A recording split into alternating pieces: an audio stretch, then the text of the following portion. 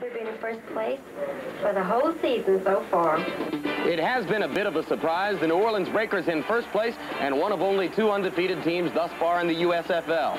Some are even saying the Breakers are the best of the league. But a year ago, things were not so rosy. Last year, the then Boston Breakers were embarrassed to play at Boston University's Nickerson Field. They had hoped to play at 37,000-seat Harvard Stadium. The stadium they did play in was a disappointment. It was only about 20,000 seats, and when you have a break-even point of 40,000 plus, it became very obvious that we couldn't stay at Nickerson Field, and the possibilities of building a new stadium in Boston were very, very remote. We didn't feel it prudent to go out to Schaefer Stadium, which is owned by an NFL team. With the way that relationship has escalated and we perceived it going, it was probably not a wise business decision to do that. So it became obvious to us that the only real thing for the Breakers to do would be to move. So move they did to the Crescent City of New Orleans, Louisiana, home of the Mississippi River, the Mardi Gras, Cajun and Creole cuisine, the French Quarter, the finest jazz musicians, but most importantly, the Louisiana Superdome, which can accommodate 70,000 fans. Rather than stay with the franchise in New Orleans, original owner George Matthews sold the club to New Orleans-based businessman Joe Canizaro. For the first home game with Memphis, over 45,000 fans showed up, and 50,000 are expected today. In 3 games, they will draw more fans than the Boston Breakers drew in their entire 9 home games in Nickerson Field in 1983. We knew if we put a good football team on the field that could win, and did win, we'd excite the people of this city. They're real football fans in New Orleans, and we knew that.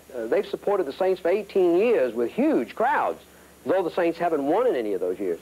We knew if we could produce a winner, we could turn out the crowds, and we're doing that now, and we expect to continue to be able to do it.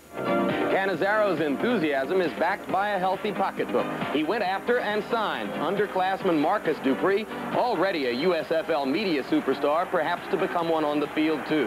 But the force that stabilized the team as they made the transition from Boston to New Orleans was head coach Dick Coury. He behaves quite differently from most football coaches, motivating players through warm, open, emotional exchange. And they respond. My philosophy in raising my own family, my wife Bonnie and I have raised 7 kids. She's done most of it, but our philosophy has always been to treat our kids and to treat our players like I want to be treated.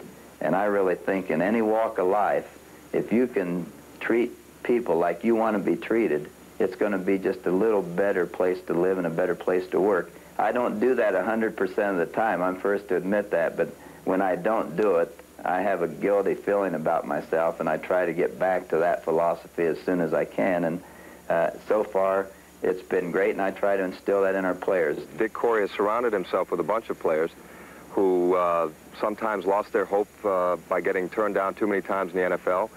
And by being a very positive man, by being a very honest man, and by being a man who bears his soul and lets himself be vulnerable in front of us, he's saying to us, look, I believe in you, believe in yourself. It's an unusual combination, but the Breakers are rolling. The move to a secure home in New Orleans seems to have uplifted their spirits. Coury's philosophy has created a growing love and respect within the team that is now reaching out to the fans, some of them former Aints bag wearers who may now have an instant winner. Quite evidently, owner and coach are very satisfied.